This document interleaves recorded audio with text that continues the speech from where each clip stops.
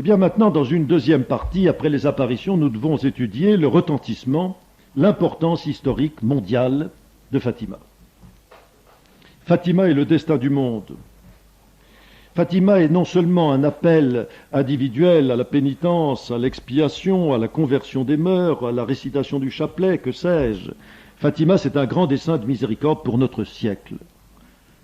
Le cardinal Serreira l'a dit en 1943, beaucoup plus tard. Depuis la première heure, la ferveur grandit, le miracle augmente, le mystère se développe. Fatima parle non seulement au Portugal, mais au monde entier. C'est le cœur compatissant de la Vierge Immaculée qui a fait le miracle de Fatima. Nous pensons que les apparitions de Fatima ouvrent une ère nouvelle, celle du cœur immaculé de Marie. Ce qui s'est passé au Portugal proclame le miracle, et c'est l'annonce de ce que le cœur immaculé de Marie prépare pour le monde. Alors voilà le thème de cette première partie de ma conférence, dont la deuxième partie sera faite demain. La première partie, c'est celle-ci. L'efficacité de Fatima, la Vierge Marie a voulu la montrer d'une manière absolument exemplaire, lumineuse, je dirais aveuglante. La projection de son efficacité spirituelle dans la réalité de l'histoire, c'est le Portugal. C'est le miracle absolument exemplaire du Portugal depuis 1918, disons, jusqu'en 1968. Ou disons depuis 1928, vous allez voir pourquoi, jusqu'en 1968, toujours est-il qu'il y a là une réussite prodigieuse, qui est d'abord, j'insiste bien là-dessus, pour parer à toute politisation indue, qu'elle soit de droite ou de gauche, qui est d'abord un miracle de conversion d'un peuple et d'une hiérarchie. Et deuxièmement, qui est un miracle parallèle, complémentaire, absolument nécessaire et indispensable. Les deux sont indissolublement liés, un miracle de salut politique. Comment cela s'est-il produit? Eh bien, rappelons-nous le Portugal avant Fatima. S'il avait un glorieux passé, je vous l'ai dit, il faut savoir que le Portugal, en 1703, avait commis la grande erreur de s'allier avec l'Angleterre dans cette fameuse guerre de succession d'Espagne contre la France, de Louis XIV, et contre l'Espagne. Et en 1703, le traité de Methuen avait lié le Portugal indissolublement à l'Angleterre. Et cela demeure jusqu'à nos jours, et cela a valu au Portugal l'invasion de la franc-maçonnerie anglaise. Le XVIIIe siècle, à cause de cela, est un siècle de persécution. Pombal, le premier ministre du roi, est anti-jésuite. Les jésuites sont expulsés en 1759 et le Portugal s'ouvrira aux idées révolutionnaires en attendant que Napoléon envahisse l'Espagne et le Portugal. Et par réaction, le Portugal le fera la guerre à Napoléon. Mais il n'empêche que le Portugal donne dans les idées maçonniques et dans les idées libérales. Ce sera un grand débat, je n'ai pas le temps de vous le raconter, tout le XIXe siècle. Et la monarchie, malheureusement, en 1820, tournera au libéralisme anticlérical. Et ça, c'est des lois anticléricales sont passées par le ministre Aguillard en 1834. À partir de 1870, Révolution et la Commune en France, le Portugal vire vers les idées républicaines et le 5 octobre 1910, la Révolution l'emporte. Et la révolution d'Alfonso Costa, ce n'est pas rien, c'est comme au Mexique à la même époque, c'est la persécution religieuse, les évêques sont bannis du Portugal, les lois anticléricales de Pombal et d'Aguillard sont remises en vigueur, les religieux sont expulsés, on ne férit plus les fêtes religieuses, les prêtres ne peuvent plus faire de cérémonies en dehors des églises, le divorce est libéralisé, etc. Et en 1911, c'est la séparation de l'Église et de l'État. Bref, une reprise en main du Portugal par la franc-maçonnerie. Eh bien, quelqu'un s'est opposé, c'est Pie X. De la même manière que Pie X avait redonné du courage, il faut le dire, aux évêques français en 1903-1905, au moment de la rupture du Concordat par le ministère Combes, eh bien, de la même manière, Pie X, dans son encyclique Iam Dudium in Lusitania, de 24 mai 1911, redonne courage aux catholiques, leur dit toutes ces lois sont invalides, la rupture du Concordat est illégale, vous devez résister. Saint Pie X est entendu, et en particulier dans la région de Fatima, où l'on décide de faire opposition au pouvoir franc-maçon.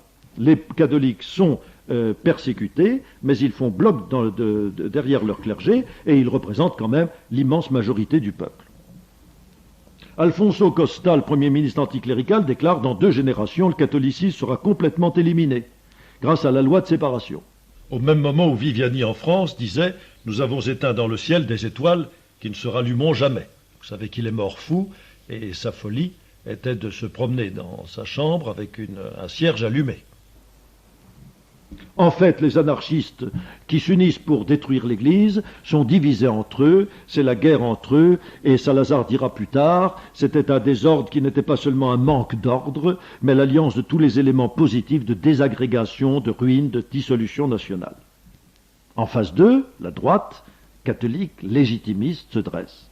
C'est le mouvement intégraliste, royaliste de Sardinia, c'est le centre catholique portugais, de deux hommes dont nous aurons reparlé, le professeur Salazar et le futur cardinal Serreira, mais qui ne sont que de bons laïcs à ce moment-là, et ils sont étudiants, et Salazar et lui ont étudié dans le même petit séminaire, et Serreira se destinera au sacerdoce, Salazar par humilité s'en détournera, mais ils resteront très amis. Pour l'instant, ils luttent dans ce centre catholique portugais contre la franc-maçonnerie. Et puis il y a la croisade du Rosaire, fondée en 1915, et qui remplit les églises pour le mois de Marie 1916, où on prie pour la liberté, l'exaltation de la Sainte Église. En 1917, le pays est en proie à la fureur jacobine. En province, 69 églises sont brûlées ou pillées. À Lisbonne, 42 églises ou chapelles sont incendiées. Les saintes espèces sont profanées. Et c'est dans ce climat de guerre civile que les apparitions ont lieu. Or, je vous l'ai dit, ces apparitions, dès le début, sont un coup de fouet, non pas à la lutte politique, mais à la conversion. À la conversion, il faut faire pénitence, cesser d'offenser Dieu et dire le rosaire pour que la guerre prenne fin. Les foules qui viennent à Fatima font évidemment retourner chez elles, bousculer l'opinion. C'est un réveil de la foi catholique. Et ce réveil de la foi catholique va tout d'un coup trouver sa sanction, une sanction d'abord minime, par ces élections du 14 octobre 1917, dont je vous ai parlé, qui est la première défaite des francs-maçons, mais d'une manière tout à fait inattendue, le 8 décembre suivant, 2 mois plus tard, Sidonio País, qui est un franc-maçon, mais national et intérieurement très travaillé par les grâces, fait un coup d'État. C'est un commandant, un officier, il fait un coup d'État militaire et il renverse la vapeur. Dès le lendemain de sa prise de pouvoir, il rappelle les évêques qui ont été bannis, les lois antireligieuses cessent d'être exécutées, la loi de séparation est corrigée, et c'est lui qui met fin à la guerre et ramène le corps expéditionnaire 6 mois après l'annonce par la Vierge de la fin de la guerre imminente. Cet homme songeait à se convertir, et il allait à la messe, et c'est en revenant d'une messe à laquelle il avait assisté pour les marins morts en mer qu'il se fait assassiner en décembre 1918, un an juste après la prise de pouvoir, et au moment même où il songeait à se convertir, il est assassiné tout simplement par un ordre d'éloge. Vous voyez que les choses se succèdent toujours.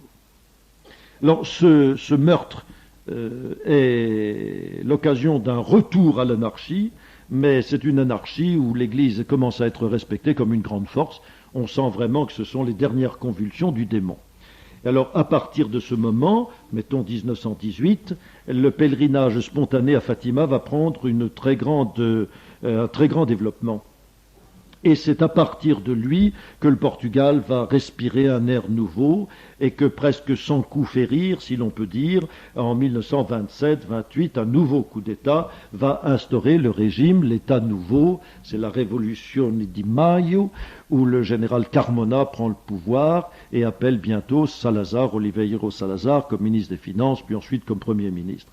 Alors, pendant les années intermédiaires, de 1917 à 1920, puis jusqu'en 1925-26, les pèlerinages viennent pour les 13 de chaque mois, et on a édifié un portique, le portique est détruit par les francs-maçons, tous les objets sont volés, on reconstruit le portique, puis on construit une chapelle, des bombes sont mises dans la chapelle, elle est éventrée, on la reconstruit, c'est donc dans un climat de guerre civile, mais c'est un mouvement irréversible.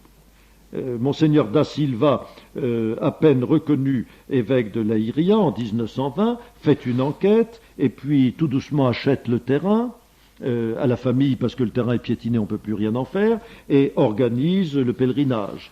Comme il n'y a pas d'eau sur ce plateau, on fait creuser un puits à l'endroit où le dit l'évêque, et dans ce pays de mémoire d'homme, on n'a jamais construit de puits efficace, on trouve de l'eau, on trouvera de l'eau en abondance. C'est pas absolument le miracle de Lourdes, mais ça y ressemble, et cette eau encore aujourd'hui alimente la ville de Fatima qui compte 100 000 personnes.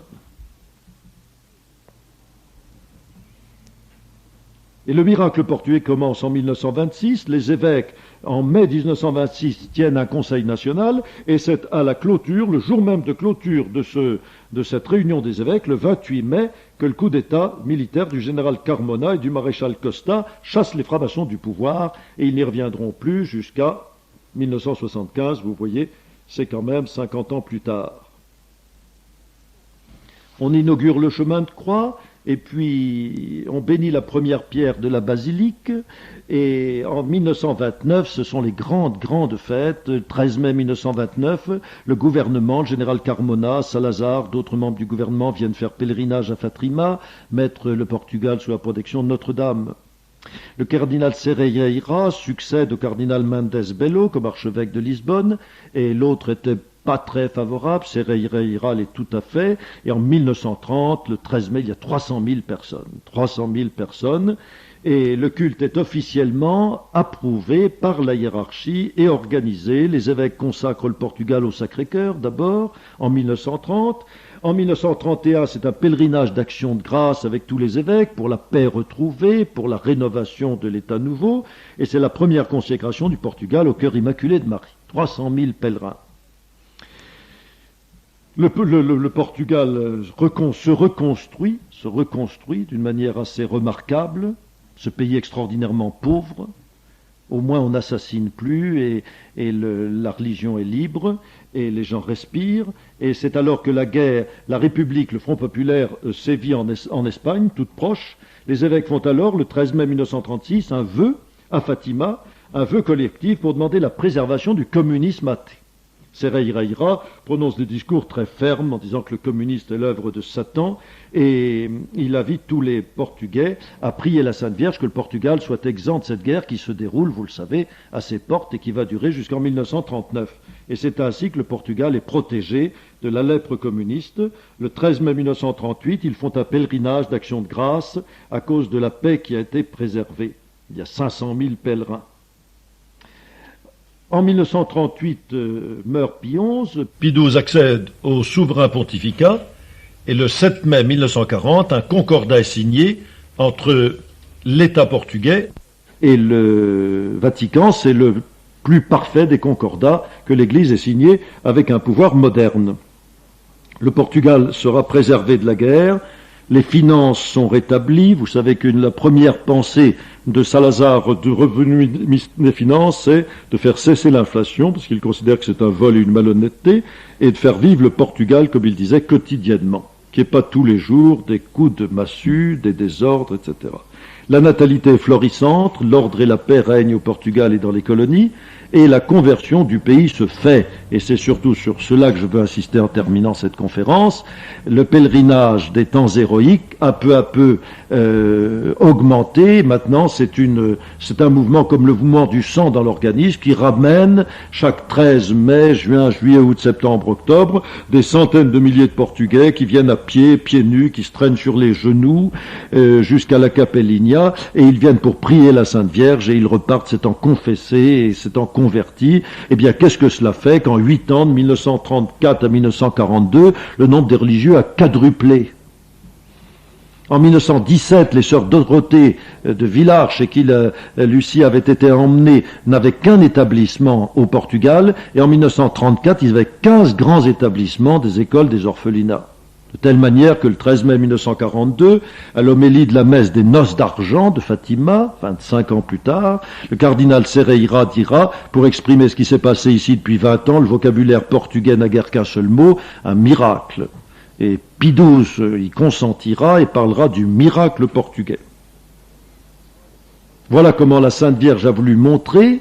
N'oublions pas l'état d'anarchie, d'anticléricalisme, de domination de la franc-maçonnerie sur tout ce peuple catholique, mais fruste La Vierge a montré comment, si l'on se convertissait, elle était capable de donner la paix au monde et de rendre la foi au peuple. Via cet exemple, nous verrons comment les autres nations et le monde l'ont suivi, ou plus exactement, nous aurons à en parler. Avec toute notre raison critique, mais aussi avec tout notre bon cœur, avec notre foi, la vérité catholique des faits inouïs de Fatima. D'abord, comme je vous le disais ce matin, parce que, suivant l'évangile de Saint Jean, il semble que l'âme bien disposée, éclairée par le Saint-Esprit, discerne le surnaturel, comme par une sorte de connaturalité, dit saint Thomas d'Aquin, comme par une sorte d'intuition de ce qui lui est proche et de ce qui lui est contraire. Quand on lit l'Évangile, on comprend que cela n'a rien d'humain, que le personnage du Christ, tout homme qu'il soit, était marqué par le resplendissement de la gloire divine, par la plénitude de l'Esprit Saint. Et c'est certain que lorsque nous lisons des vies de saints, elles ont quelque chose de tout différent des autres vies. Il y a un frémissement de l'âme qui s'empare de nous. On pourrait dire que les larmes viennent sans cesse au bord de nos paupières, tellement les paroles que nous lisons, les faits qui nous sont tracés, les vertus des saints qui nous sont dites, nous émeuvent au plus profond de nous-mêmes d'un double sentiment contradictoire. Nous admirons immensément et nous voudrions être semblables, et puis nous nous décourageons de nous sentir si loin. Eh bien, dans les enfants de Fatima, même dans leur entourage, les prêtres qui se sont occupés d'eux, leurs parents, eh bien, on sent l'empreinte divine qui constitue proprement la sainteté. Et à la fois cela nous attire puissamment. Il est impossible de lire ces ouvrages du chanoine Barthas, par exemple. Il était 3 petits-enfants, de ne pas se sentir attiré vers cette sainteté, et il se fait en nous une sorte de discernement de ce qui est semblable à cela, et que nous voudrions développer en nous, et de ce qui lui est contraire, de ce qui est radicalement étranger, qu'il faudrait laisser tomber. Ah oui, ces personnages sont des personnages évangéliques, sont des personnages surnaturels. Les miracles, je vous en ai parlé, je vous ai donné quelques preuves, mais il est impossible de lire les livres écrits sur le fait de Fatima sans trouver soi-même, chacun des lecteurs trouve des arguments nouveaux. Et il m'en est revenu certains, et d'autres je les ai laissés passer, ou j'ai mal présenté certains. Le miracle du 13 octobre du soleil qui danse dans le ciel, qui tournoie, ce miracle a été vu par l'immense majorité des 70 000 personnes. À un moment, dans une certaine édition, le journal Barthas a dit « tout le monde a vu le miracle ». Non, pas tout le monde. Et il y a eu quelques exceptions. Et des exceptions, non pas des incroyants. Même ceux qui restaient debout, le chapeau vissé sur la terre, regardaient le soleil, se rendant pas compte que le fait même de fixer le soleil pendant de longues minutes était une affirmation du miracle. Mais il y avait de bons chrétiens qui ne voyaient pas, quelques-uns par-ci et par-là, je dirais presque que c'était des âmes privilégiées. Ils pouvaient voir cela, que la Vierge Marie avait confiance en eux. Il fallait que certains ne voient pas pour que la preuve du miracle soit parfaitement donnée. Ils ont été choisis parce qu'ils n'avaient pas besoin de croire, de voir, tellement ils croyaient, selon la parole de Jésus à saint Thomas. Et ces miracles donc sont des miracles immenses. Ce miracle du soleil est un miracle inouï, est un miracle unique dans le Nouveau Testament. On a 2 miracles semblables dans l'Ancien Testament, mais c'est une autre histoire. Les paroles divines qui nous sont dites sont des paroles qui nous ouvrent des perspectives immenses, qui sont fortes. Je vous rappelle que cette parole saisissante de la Vierge Marie, disant de cette jeune fille de 18 ans qu'elle est au purgatoire jusqu'à la fin du monde. Et tant d'autres paroles sur lesquelles les théologiens devraient se pencher avec respect, et non pas avec leur sens critique, hyper critique, comme si c'était eux, les théologiens, qui pouvaient juger les discours de la Vierge et non pas le contraire. Tout cela doit être accepté, mes bien chers frères, ce soir nous l'acceptons avec une entière confiance.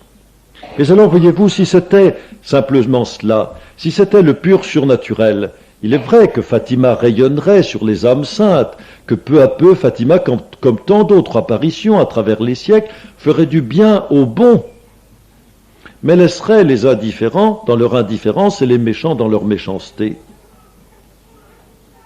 Tandis que Fatima va provoquer le monde, et la Vierge Marie l'a fait exprès. Parce qu'elle a voulu être un signe de contradiction comme son fils, elle a voulu pouvoir secouer les tièdes, elle a voulu mettre hors d'eux les méchants, afin qu'il y ait un combat, et qu'ainsi les âmes choisissent et se sauvent, malgré elles, plutôt que de rester dans l'indifférence. Car il n'y a rien de pire que l'indifférence, et Dieu, dit l'Apocalypse, vomit les tièdes. Et alors il est vrai que la Vierge Marie s'est engagée, je dirais, dans la militance. Et cela ne plaît pas à tout le monde, évidemment.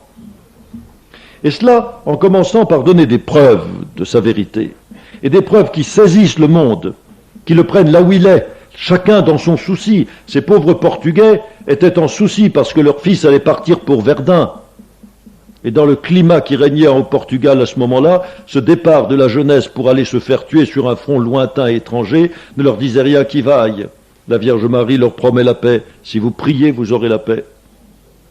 Et l'on était en 1917 et les historiens sauront de plus en plus quelles tractations ont été faites en 1917 pour une paix séparée de l'Autriche avec l'Alliance. Et de plus en plus, cette idée de paix va pénétrer. On peut dire que 1917 est l'année tournante. La Vierge Marie promet la paix pour 1918.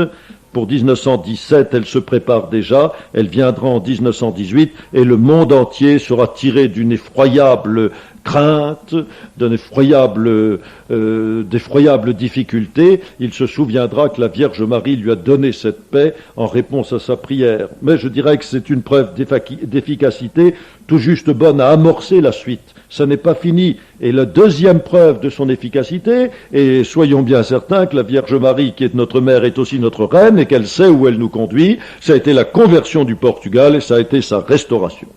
Sa restauration par une contre-révolution. Et afin qu'aucun de nous ne soit vexé, cette contre-révolution s'est faite, aux monarchistes qui m'écoutaient, dans une république. Et cette république était cependant une république de droite, et c'était une république fière de sa foi, c'était une république qui honorait d'un culte public la Sainte Vierge, le Christ, et se soumettait au pape de Rome. Cette démonstration, c'est une démonstration d'efficacité de la Vierge Marie toute seule, je dirais, de son cœur immaculé, pour transformer un peuple, pour le libérer de la servitude du diable, et il est certain que pour ce faire, la Vierge Marie a dû donner des preuves éminemment discutables. Les contre-révolutionnaires se sont réjouis immensément, et les révolutionnaires se sont aigris. Et les reproches qu'ils ont faits à cet État nouveau portugais, ils les ont faits non seulement à cet État, mais à travers lui et nécessairement à la Vierge elle-même. Ah, quel mystère! Et sachons bien que c'est la Vierge qui nous mène, là aussi, comme en théologie, et que ce n'est pas nous qui menons la Sainte Vierge. Mais j'en arrive, après ces preuves de l'efficacité du bras de la Vierge, de la prière de la Sainte Vierge pour le salut du monde, j'en arrive à son message. Son message qui maintenant va se développer sous nos yeux avec sa grande richesse et nous avertir de l'avenir qui nous attend, je vous le montrerai demain. Eh bien, ce message commence par ce fameux secret du 13 juillet que je ne vous ai pas fait connaître à dessein cet après-midi, ce message du 13 juillet, ce grand secret qui lui-même se développe en 3 grandes parties. Lisons la première partie avec un infini respect, avec une foi entière. C'est la Vierge Marie qui nous parle. Elle vient de dire qu'il faut se sacrifier pour les pécheurs et dire souvent la prière chaque fois que l'on fera un sacrifice. Ô Jésus, c'est pour votre amour, pour la conversion des pécheurs et en réparation pour les péchés commis contre le cœur immaculé de Marie. Chose stupéfiante dont nous reparlerons tout à l'heure. Les péchés commis contre Dieu, nous savons ce que c'est, mais les péchés commis contre le cœur immaculé de Marie, nous avions tendance à les oublier. En disant ces dernières paroles, elle ouvrit de nouveau les mains comme les mois précédents. Le reflet de la lumière, vous vous rappelez cette lumière qui pénétrait les enfants, parut pénétrer cette fois la terre. Et nous vîmes comme un océan de feu dans les profondeurs de la terre qui s'était comme ouverte sous cette lumière. Plongés dans ce feu, nous voyons les démons et les âmes des damnés. Celles-ci étaient comme des braises transparentes, noires ou bronzées, ayant forme humaine. Elles flottaient d'elles-mêmes avec des nuages de fumée tombant de tous côtés, semblables aux étincelles qu'on voit dans les grands incendies, sans poids, sans équilibre, au milieu de cris et gémissements de douleur et de désespoir qui épouvantaient et faisaient trembler de peur. C'est à la vue de ce spectacle que j'ai dû jeter le cri que l'on dit avoir entendu de moi. Les démons se distinguaient des âmes des damnés par des formes horribles et répugnantes, d'animaux extraordinaires et inconnus, mais transparentes, semblables à de noirs charbons embrasés. Mais bien, chers frères, dans toute l'œuvre littéraire des pères de l'Église, dans tous les traités des théologiens scolastiques, dans les œuvres des grands mystiques, même Sainte Thérèse d'Avila, je n'ai jamais trouvé une définition de l'enfer qui soit, je dis bien, philosophiquement et théologiquement plus juste, qui soit plus imagée, qui nous donne une telle impression de réalité, de vérité et de frayeur. Je pourrais reprendre en détail, je pourrais en faire toute une conférence sur l'enfer. Elle montre chez cet enfant une connaissance de l'état des âmes séparées au-dessus de son âge, au-dessus de ses capacités, tout simplement. Elle raconte un spectacle auquel visiblement elle a assisté. Et ce spectacle est effrayant. Et je ne suis pas du tout de l'avis du père Danis, disant de cette vision qu'elle est une imagination médiévale tant que vous voudrez, elle est une imagination profondément biblique, profondément évangélique, profondément catholique. Et elle va contre notre impiété moderne, contre notre perte de la foi, notre apostasie moderne, selon laquelle le ciel et l'enfer n'existent pas, il faut le dire carrément. Nous sommes ici-bas pour jouir de la vie, épanouir toutes nos facultés, et après, qu'y a-t-il? Qui s'en soucie encore? Et si par hasard on parle d'une vie éternelle, c'est pour supposer immédiatement et évidemment qu'elle est en Dieu, dans le bonheur, dans la félicité. Il n'est pas question d'une vie ratée, il n'est pas question de châtiment.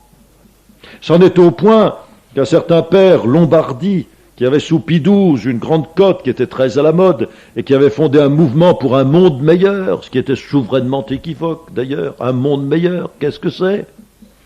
Vit sœur Lucie et l'interrogea longuement sur cette question de l'enfer. Et tout le monde l'interrogeait successivement sur cette question, mais nous avons le texte du père Lombardi. Croyez-vous vraiment que beaucoup vont en enfer? J'espère que Dieu en sauve la plus grande partie. Je l'ai même écrit en un livre ayant comme titre « Le salut de ceux qui n'ont pas la foi ». Réponse. Nombreux sont ceux qui se damnent. Ah, c'est certain que le monde est d'une sentine de vices, mais il y a toujours un espoir de salut. Non, Père, beaucoup se perdront. Avez-vous reçu de la part de la Vierge l'impression que les âmes damnées sont plus nombreuses que celles qui se sauvent? Lucie eut ici un léger sourire. J'ai vu celles qui tombent, je n'ai pas vu celle qui montait au ciel. Ah, quelle magnifique conversation. Entre l'homme tout rond, tout optimiste, tout facile, qui arrange les choses, qui écrit un livre même, pour dire le salut de ceux qui n'ont pas la foi, et qu'est-ce qu'il en sait? Il se heurte non pas à une théologienne, une fille qui fait la leçon à son curé, il se heurte à une âme qui a vu ce que la Vierge Marie voulait lui faire voir. Et qui ne discute plus et qui ne dit pas ce qu'elle ne sait pas, voilà ce que j'ai vu. Ce qu'elle a vu, parce que la Vierge Marie lui a fait voir, c'est le grand nombre d'âmes qui tombent en enfer.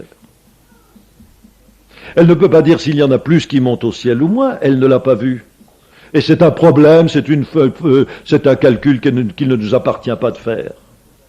Mais ce qui est certain, c'est que cette première partie du secret, mes chers frères, est d'une importance capitale, beaucoup plus importante que ce que nous dirons demain sur les guerres, la première, la deuxième, la troisième guerre mondiale. L'importance de la révélation de Fatima, c'est cette révélation de l'enfer où vont les pauvres âmes, parce que personne ne prie pour eux, et nos pauvres âmes à nous, si nous ne nous convertissons pas et que nous ne faisons pas appel au cœur immaculé de Marie. C'est effrayant, c'est tout le drame de la vie humaine. C'est en fait cela que notre Seigneur nous a appris, c'est à cause de l'enfer qu'il est mort sur la croix pour nous sauver du châtiment éternel. S'il n'y a pas de châtiment éternel, la vie humaine ne vaut rien et toute notre religion est vaine. Et il fallait cela, je dirais même que c'est le plus important, que la Vierge Marie elle-même nous remette en face du tragique de notre vie, parce que notre éternité se joue dans les quelques années de notre vie mortelle, et ensuite, c'est l'éternité heureuse pour ceux qui sont sauvés, et malheureuse, effroyablement malheureuse, torturée quant à l'âme, mais torturée aussi quant au corps, à tout l'être de toute manière, tel que les enfants l'ont vu. Ces petits-enfants, 7, 8 et 10 ans, qui voient cet enfer et qui crient d'effroi et d'horreur. Il le fallait pour notre salut. Voilà la première vérité tellement importante de ce secret. Et elle ne l'a pas dit tout de suite, elle l'a dit lorsque notre Seigneur lui a permis, nous verrons dans quelles circonstances demain, mais maintenant cela existe. Et c'est une première fureur de l'enfer, car si Pie IX disait aux prédicateurs de Rome que le démon n'aime pas les prédicateurs qui prêchent sur l'enfer, vous comprenez bien que le démon aime encore moins la Sainte Vierge, quand la Sainte Vierge fait voir au monde cet étang de feu, cette misère effroyable de l'enfer. Révolte du démon contre Fatima, je le comprends, et révolte de tous les hommes du démon, de tous les complices du démon, à cause de cette révélation-là, je le comprends. Mais la Sainte Vierge, pas plus que notre Seigneur, ne nous laisse dans le désespoir. Ayant dit ces mots, ayant montré cet enfer, elle déclare, effrayée comme pour demander secours, nous avons alors levé les yeux vers Notre-Dame qui nous dit avec bonté et tristesse, vous avez vu l'enfer où vont les âmes des pauvres pécheurs. Elle ne dit pas, oui, mais mes enfants, ne vous en faites pas, on va sauver tout le monde. Non, elle est triste, elle dit, vous voyez où vont les pauvres pécheurs. Seulement elle ajoute, pour les sauver, Dieu veut établir dans le monde la dévotion à mon cœur immaculé. Si l'on fait ce que je vous dis, beaucoup d'âmes se sauveront. Voilà, jamais le ciel ne nous révèle cette hypothèse de notre perte définitive sans aussitôt nous tendre les bras de sa miséricorde, nous dire une voie de salut, et une voie de salut qui nous soit accessible, qui nous soit facile.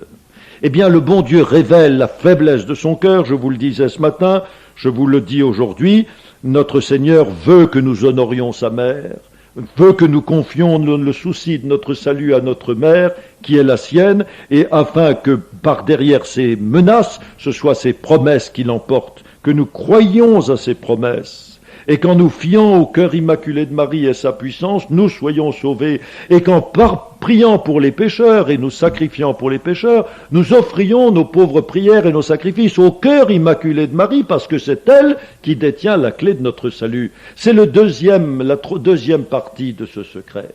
C'est cette irruption du cœur immaculé et douloureux de Marie dans notre dévotion du XXe siècle comme l'ultime salut, l'ultime solution pour le salut d'un monde perdu.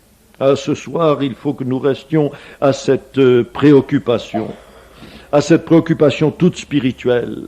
Demain, nous verrons comment la Vierge Marie va entrer de nouveau dans les événements de l'histoire mondiale, comment elle va s'engager. Ah, si tant et tant de gens avaient pu la conseiller, il lui aurait dit, très sainte mère, restez dans le spirituel, n'entrez pas dans la politique, vous allez vous y perdre. Elle y est entrée, nous verrons cela demain, mais elle y est entrée toujours comme d'une chose secondaire, où il fallait que les hommes apprennent la vérité de l'ordre surnaturel. Et s'ils n'avaient pas la dévotion que Dieu réclamait, eh bien Dieu, pour les sauver, par une intercession de la Vierge, commencerait par les châtier sur la terre, en espérant que dans ces châtiments, ils retrouveraient le chemin du salut. Tout cela étant fait, toujours et uniquement pour notre salut, pour le salut des âmes, des pauvres âmes qui se perdent. Eh bien, ce salut, mes bien chers frères, se fait par le cœur immaculé de Marie. Alors demandons, encore et encore ce soir, d'avoir pour nous, et puis demandons pour ceux que nous aimons, et pour toute cette jeunesse qui grandit comme des bêtes sauvages, parce que personne ne les éduque, personne ne leur enseigne leur religion, eh bien demandons pour les âmes que nous aimons, dont nous avons la charge, comme pour nous-mêmes, cette vertu infuse, comme disait Lucie, de l'amour du cœur immaculé de Marie.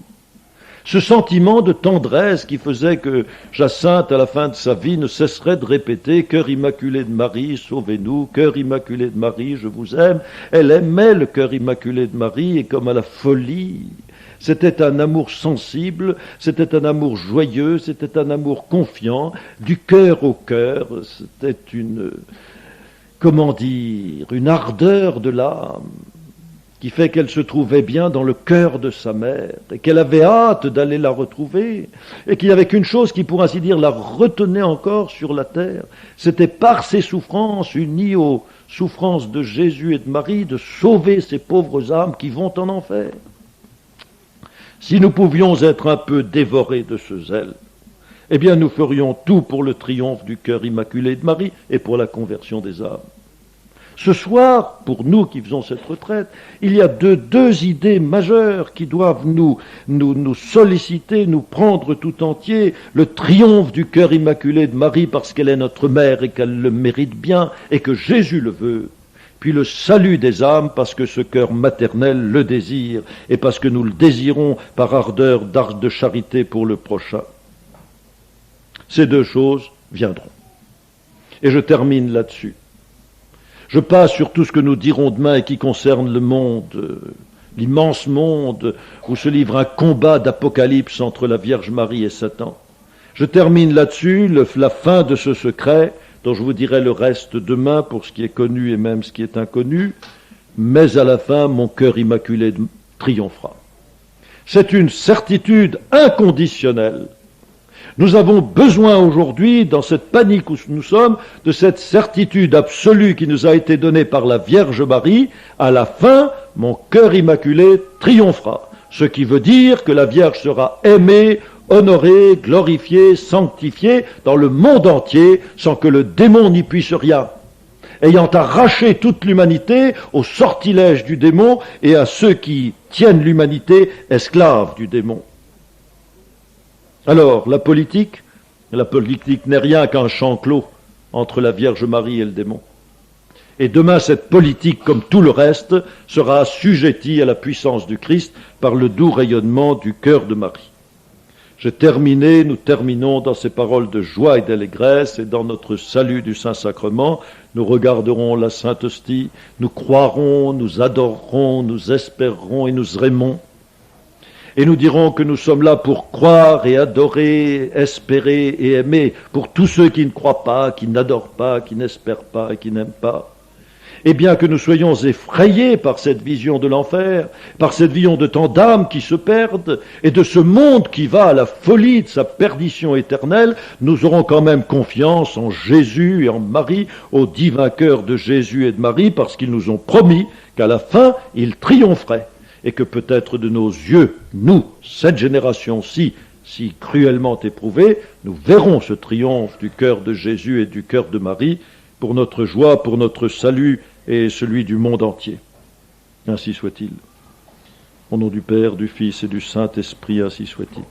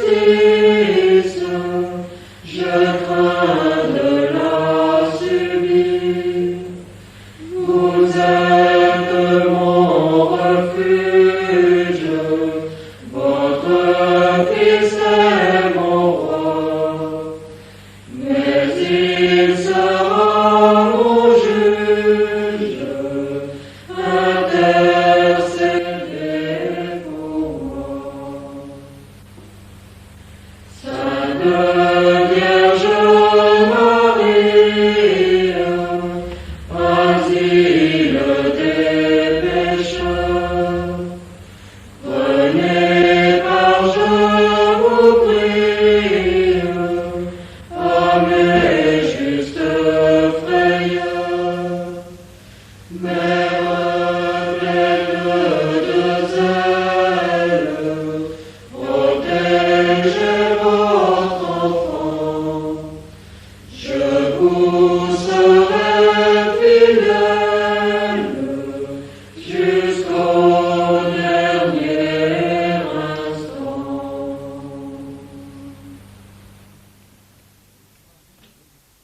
Au nom du Père, du Fils et du Saint-Esprit, ainsi soit-il. Mes chers amis, nous commençons notre deuxième et dernière journée de retraite sur Fatima. Nous avons beaucoup à dire, beaucoup à apprendre et à méditer. Hier, nous avons étudié d'abord en introduction la critique prononcée contre Fatima, critique du père Danis, apparemment modérée mais terrible, parfaitement réfutée d'ailleurs par le père Alonso, et la critique radicale des incroyants et des anticléricaux, critique de Gérard de Sède par exemple. Il n'en reste rien. La meilleure manière d'ailleurs de critiquer, c'était d'oublier tout cela, ce ramassis de préjugés et de fausses raisons critiques, pour entrer dans le vif des apparitions. Et c'est ce que nous avons fait hier dans une première partie. Fatima se défend tout seul. Il n'y a qu'à lire et qu'il n'y a qu'à exercer notre foi et notre docilité à Dieu dans le récit de ces apparitions, dans les moindres gestes et paroles de la Vierge Marie et de ses saints enfants. Il n'y a qu'à étudier les miracles cosmiques par lesquels la Vierge Marie a voulu que soit manifestée aux yeux de ceux qui ne croyaient pas la vérité de ces apparitions, afin qu'ils croient. Tout cela se suffit à soi-même, nous l'avons vu hier, et quelle leçon pour nous. Dans une deuxième partie, nous avons commencé par montrer que le Portugal avait été comme une vitrine des choses surnaturelles. La Vierge Marie a voulu montrer, par la conversion du Portugal, par la restauration politique, morale de ce pays, à quel point elle était puissante et qu'il suffisait de faire ce qu'elle voulait, ces petites dévotions, ces petites pratiques qu'elle demandait à Fatima pour qu'aussitôt un pays désolé par l'anarchie, la persécution religieuse, la dénatalité, la perte des vocations retrouve toutes ces grandes vertus, toutes ces grandes richesses qui viennent d'abord de Dieu, ensuite par l'intermédiaire des hommes, de la hiérarchie ecclésiastique et des autorités civiles. Nous l'avons vu, c'est une vitrine, et ceux qui ne l'aiment pas n'aiment pas Dieu. Et c'est parce qu'ils n'aiment pas Dieu qu'ils trouvent encore à reprendre aux œuvres de Dieu. Aujourd'hui, nous avons à étudier comment les promesses de la Vierge se sont réalisées ou ne se sont pas encore réalisées dans le monde, et nous allons poursuivre notre enquête depuis le lendemain de la Grande Guerre jusqu'à aujourd'hui, et même jusqu'à demain. Nous le savons, c'est le titre de notre deuxième partie, les 5 heures de Jésus et de Marie ont sur nous des desseins de miséricorde. Des desseins de miséricorde. Et réfléchissez à ceci, en quelques minutes, au début de cette grande conférence, Dieu aurait pu nous manifester dans cette apparition tel ou tel de ses attributs, sa toute-puissance, comme il l'a montré à Moïse sur le mont Sinaï, ou sa sagesse, comme il a montré à Élie, au prophète Élie, ou sa science, pour nous écraser, nous convaincre de sa volonté créatrice, de sa sagesse créatrice, ou sa colère, comme il a montré dans l'Ancien Testament à tant de reprises. Eh bien non, ce que Dieu nous a montré, c'est son cœur. Son cœur, c'est-à-dire le cœur sacré de Jésus, et ce que ce cœur sacré avait de plus précieux, son intention la plus profonde, eh bien c'était de faire aimer le cœur immaculé de Marie. Et ce cœur immaculé de Marie, Dieu veut qu'il règne afin que lui-même, Dieu, soit satisfait dans son amour majeur. Il aime Marie plus que tout, et il veut qu'elle soit glorifiée, honorée, aimée et servie. C'est cela le bonheur de Dieu, si je peux dire, selon Fatima. Et deuxièmement, qu'ainsi, en faisant cela qui lui plaît tant, les hommes et les nations et le monde entier soient sauvés. Voilà l'objet pour nous d'un étonnement sans borne. Eh bien tout cela que Dieu avait manifesté aux petits-enfants s'éclaire encore par ce grand secret du 13 juillet 1917. Ce secret dont je ne vous ai presque pas parlé durant toute la journée d'hier, parce que justement il est resté longtemps secret. Et je vous en ai parlé hier soir dans mon sermon, parce que cela va au plus loin de la révélation des volontés de Dieu. C'était la vision de l'enfer, c'était la vision de l'enfer, et le moyen que Dieu donnait aux hommes. Elle n'aurait même pas été nécessaire. Si les hommes avaient été vraiment bons, il aurait suffi que la Deuxième Guerre mondiale prenne fin pour que les hommes soient touchés de voir que Dieu avait eu pitié de l'humanité et qu'ils fassent ce que Dieu voulait, qu'ils honorent la Vierge Marie, le cœur immaculé de Marie, et qu'ils se convertissent. Ne l'ayant pas fait, Dieu avait d'avance préparé un remède à cette ingratitude, à cette lenteur des hommes. C'était la vision de l'enfer. Alors cette vision de l'enfer devant les terrifier, aussitôt pour ne pas les accabler, rappelez-vous mon sermon d'hier soir, la Vierge Marie révélait, à côté du châtiment à craindre, le remède afin que l'on ne soit pas condamné. Effrayés comme pour demander secours, nous avons levé le regard vers Notre-Dame qui nous dit avec bonté et tristesse, vous avez vu l'enfer où vont les âmes des pauvres pécheurs. Pour les sauver, Dieu veut établir dans le monde la dévotion à mon cœur immaculé. En fait, ce que Dieu veut, c'est la dévotion au cœur immaculé. Et cela, c'est aussi le salut des âmes, qui lui apporte grandement dans son amour de sa créature. Eh bien, pour que ces âmes ne soient pas condamnées, elles n'ont qu'à faire ce que Dieu veut suprêmement, à savoir connaître et aimer et servir la Vierge Marie. Si on fait ce que je vais vous dire, beaucoup d'âmes seront sauvées. Voilà le principal pour nous, échapper à l'enfer. Beaucoup d'âmes seront sauvées et on aura la paix. Et en même temps, ce sera la restauration politique de nos nations et de l'univers tout entier. L'enfer est donc rempli de damnés. Première chose qui peut plaire ou ne pas plaire, c'est ainsi, c'est révélé par Fatima. Les pauvres pécheurs, j'aime cette expression pleine de miséricorde, les pauvres pécheurs tombent en enfer. Jacinthe, lorsqu'elle sera dans ses hôpitaux de Hourem et de Fatima, vous trouverez ça dans l'admirable livre paru en 1971 qui s'appelle Témoignages sur les apparitions de Fatima par le révérend père de Marchi. Eh bien, on apprend là toutes les conversations que Jacinthe eut dans ses hôpitaux et en particulier avec la mère Godinho à l'hôpital de Lisbonne, enfin à la maison de jeune fille de Lisbonne avant d'entrer à l'hôpital où elle devait mourir. Et là, cette petite Jacinthe qui était tout enfant a reçu de nouvelles grâces mystiques, de nouvelles révélations de la Vierge Marie et de Dieu, et avec une pente très nette à dire que les péchés qui conduisaient les âmes en enfer, c'étaient les péchés de la chair. Il est admirable de voir comment cette petite enfant, si jeune, au début, en entendant parler des péchés de la chair, elle croyait que c'était de manger la viande le vendredi, un péché de la chair. Voilà.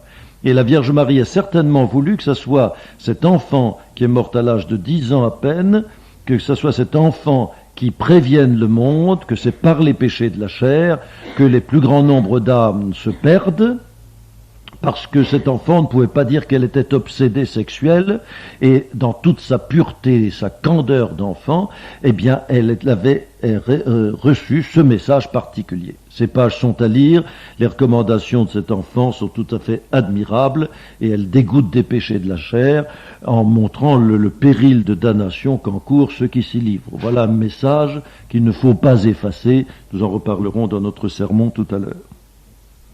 Alors donc l'enfer existe, les pauvres pécheurs tombent en enfer, pour les sauver, Dieu veut établir la dévotion au cœur immaculé de Marie, et c'est là le message essentiel. Et j'insiste beaucoup parce qu'il ne faut pas politiser Fatima, je suis absolument de cet avis, Fatima est une œuvre surnaturelle et c'est premièrement un message religieux pour le salut des âmes, le moyen de sauver les âmes. Voilà.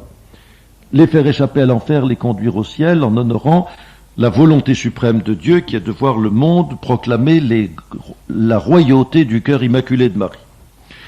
Quant aux preuves et aux moyens secondaires de salut, nous les verrons aujourd'hui, nous irons jusqu'au fond, mais cela, c'est secondaire.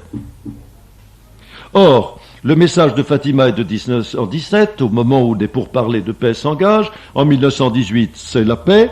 Et au lendemain de la paix, au lieu de remercier Dieu de l'avoir délivré de cet horrible fléau, l'Europe se jette dans l'immoralité. Il est sûr que les lendemains de la Grande Guerre n'ont pas été des temps d'héroïsme, de conversion morale, mais au contraire de total laisser-aller.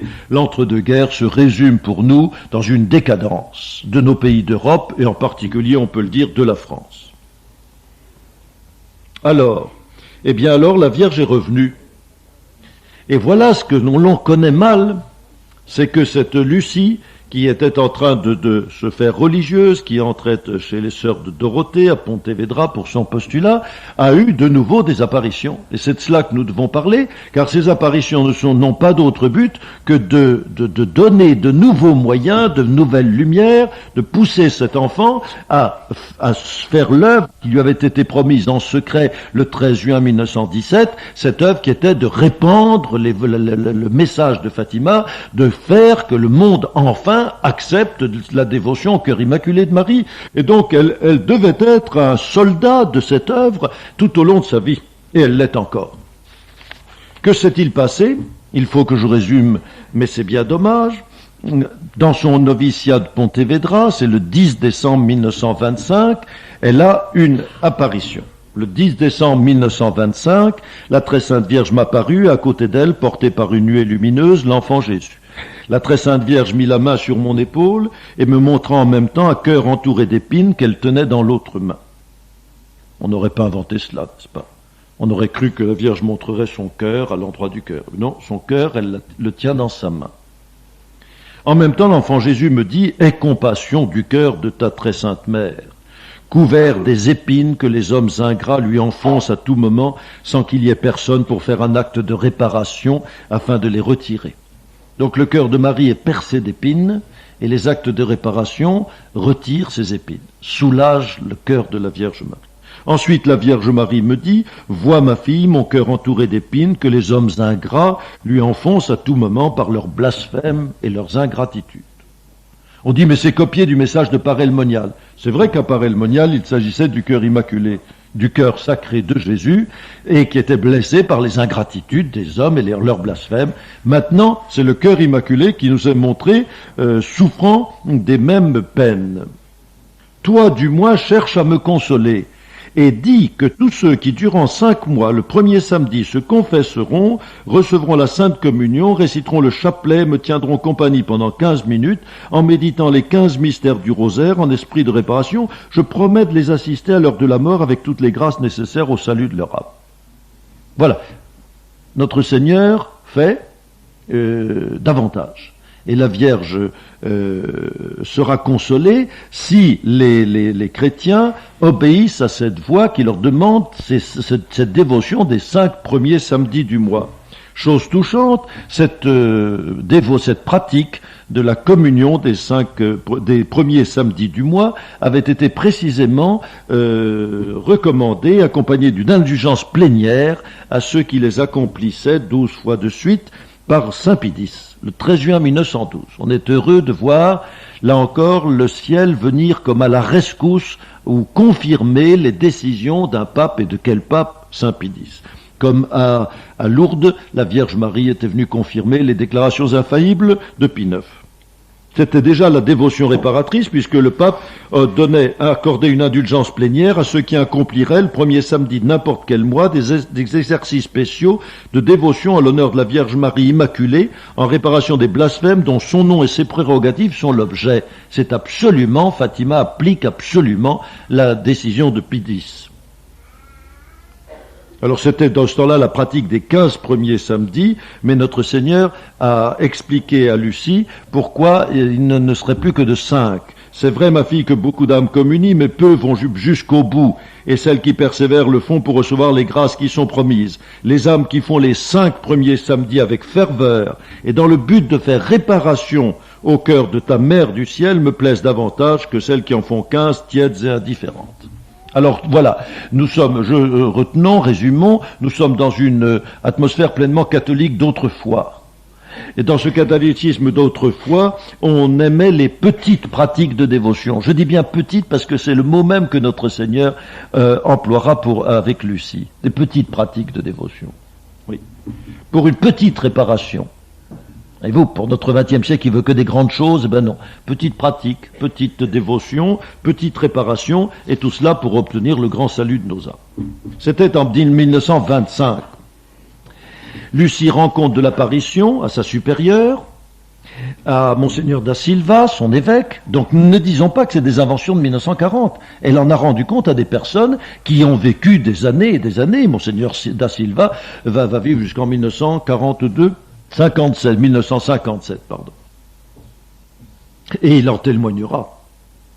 Donc nous sommes en 1925, la Vierge Marie et l'Enfant Jésus demandent la dévotion des 5 premiers samedis du mois. C'est précis. Elle en parle, on ne fera rien. On ne fera rien. Un an après, elle a une nouvelle apparition qui est tout à fait touchante, le 15 février 1926. Jamais on n'aurait inventé ça, vous allez voir. Le 15 février 1926, j'étais très occupé par mon emploi. Son emploi, c'est de faire les poubelles, tous les jours, dans son couvent, pendant des mois et des mois. Nous allons en avoir la preuve. Et je ne songeais presque pas à cela, à l'apparition précédente. J'allais vider une boîte d'ordures en dehors du jardin, là où quelques mois auparavant, j'avais rencontré un enfant à qui j'avais demandé s'il savait l'Ave Maria. Donc elle allait vider les poubelles, et elle a rencontré un petit gamin, et elle lui a parlé de Dieu, de la Sainte Vierge. Il m'avait répondu que oui, et je lui avais demandé de me le dire pour l'entendre. La joie d'entendre un enfant dire l'Ave Maria. Mais comme il ne se décidait pas à le dire seul, je l'avais récité 3 fois avec lui. À la fin des 3 Ave Maria, c'est admirable. Elle vide ses poubelles, puis alors elle récite le chapelet, Je vous salue Marie avec un enfant. C'est un autre monde, n'est-ce pas? Je lui ai demandé de le dire seul, comme il restait silencieux, ne paraissait pas capable de le dire seul, je lui demandais s'il connaissait l'église de Sainte-Marie. Il me répondit oui. Je lui dis alors d'aller là tous les jours et de prier ainsi. Ô Mère du ciel, donnez-moi votre enfant Jésus. Je lui ai appris cette prière, il répéta bien, et je m'en allais. Le 15 février 1926, donc, en revenant là, comme d'habitude, preuve que la voyante de Fatima faisait les poubelles, je rencontrai là un enfant qui me parut le même que précédemment. Je lui demandai alors, « As-tu demandé l'enfant Jésus à notre Mère du ciel ?» L'enfant se tourna vers moi et me dit, « Et toi, as-tu répandu dans le monde ce que ta Mère du ciel a demandé ?» Là-dessus, il se transforma en enfant Jésus resplendissant. Je reconnus alors que c'était Jésus. Pas charmant? Puis une orgueilleuse, une mythomane, savez, elle aurait inventé qu'elle était allée se balader sur la Lune, ou je sais pas quoi, vous comprenez, mais pas ça. Puis les mythomanes, généralement, elles vident pas les poubelles. C'est un signe. Un signe. Il y a beaucoup d'entre nous qui risquent pas à ce compte-là de rencontrer l'enfant Jésus. D'ailleurs, moi, tout le premier, je vide jamais les poubelles du couvent chez nous. Hélas. Voilà. Là, nous sommes en pleine piété catholique. Fatima, c'est d'abord la pleine piété catholique. Alors elle, dans sa prière, dit à Jésus, mais vous demandez 5 premiers samedis du mois. Ça, c'est bien traditionnel. Et il faut se confesser avant, mais ceux qui ne pourront pas se confesser la veille, que feront-ils? Ah, Jésus dit, je suis bon. Du moment qu'ils seront en état de grâce, il suffit qu'ils soient confessés depuis quelque temps, depuis quelques jours. Preuve que le ciel sait très bien qu'il y a beaucoup de bons chrétiens qui vivent dans le péché mortel et qui ont besoin de se confesser juste avant la communion pour être en état de grâce. Le ciel, c'est comme les curés de campagne, vous savez, ça ne fait pas d'idéalisme, ils savent ce qu'est la nature humaine. Bon. Deuxièmement, mais alors il y a des gens un peu scrupuleux, et s'ils oublient pendant leur prière elle-même qu'il faut penser à la réparation, oh Jésus dit, mais ça suffit d'une intention générale, la confession suivante, ils diront qu'ils ont oublié, puis ça comptera quand même. Et puis alors, s'il n'y a pas de prêtre dans ce village pour donner la communion le samedi, dit Jésus, dans ce cas-là, force majeure, il suffira qu'il communie le dimanche suivant. Facilité donnée afin que plus personne au jour du jugement ne puisse s'excuser en disant, Seigneur, j'ai pas pu, il n'y a pas de curé dans mon village. Alors cette promesse, comme pour Parel Monial, a des fruits abondants. Premièrement, le premier fruit immédiat, c'est le propre salut de celui qui le fera. Aux âmes qui chercheront à me faire réparation de cette manière, je promets de les assister à l'heure de la mort avec toutes les grâces nécessaires au salut. Comme le Sacré-Cœur. La Vierge Marie traitée à égalité avec Jésus. Deuxièmement, cette dévotion obtiendra le salut des plus grands pécheurs. En considération de cette petite dévotion, vous voyez, les 5 heures de Jésus et de Marie veulent donner la grâce de pardon aux âmes qui ont eu le malheur d'offenser le cœur immaculé de Marie. Même ces âmes qui ont offensé le cœur immaculé de Marie, c'est-à-dire qui ont fait ce qui est le plus pénible, insupportable à Dieu, même celles-là, par cette dévotion, on arrivera à les convertir. Et puis cette dévotion contribuera à obtenir la paix. La paix. La paix et puis la conversion de la Russie. Pape Léon XIII avait beaucoup parlé de la conversion de la Russie. Et alors on apprend là, tout doucement, arrive une donnée nouvelle. Pour empêcher cette guerre, qui viendra si on ne se convertit pas, je viendrai demander la consécration de la Russie et la dévotion réparatrice des 5 premiers samedis. Pour l'instant, on ne voit pas trop de quoi il s'agit, la conversion de la Russie. Ça sera un bienfait.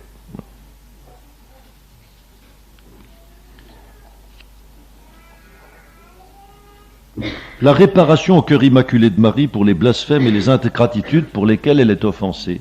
Et cela tourmentait la petite Lucie, mais qu'est-ce que c'est que ces offenses au cœur immaculé de Marie? Et pourquoi 5 premiers samedis?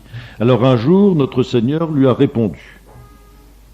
En mai 1930, possédé plus intimement par la divine présence, voici ce qui m'a été révélé. Pourquoi les 5 samedis?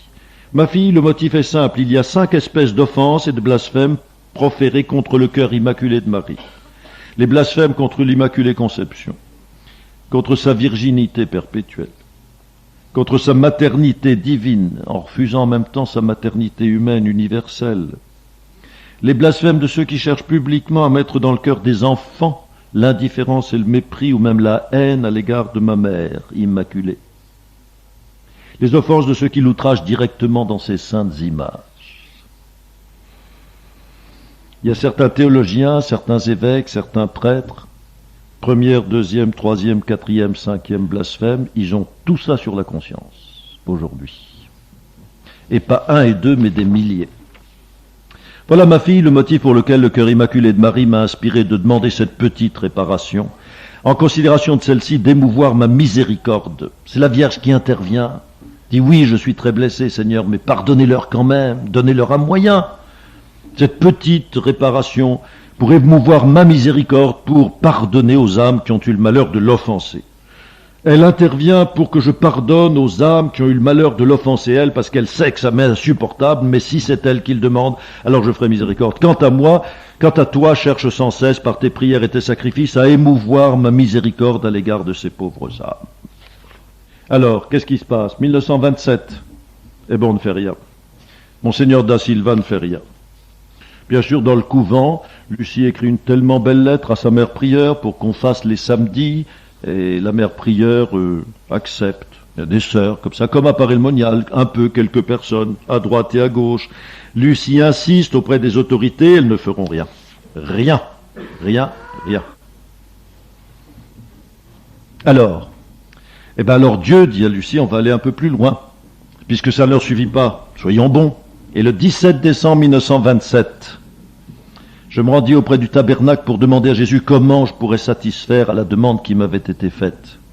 Comment m'émouvoir ce monde qui s'endort, n'est-ce pas? Puisque l'origine de la dévotion au cœur immaculé de Marie était contenue dans le secret que la très sainte Vierge m'avait confié. Ah, voilà, nous avançons. J'ai voulu que vous avanciez pas à pas avec moi, avec le monde.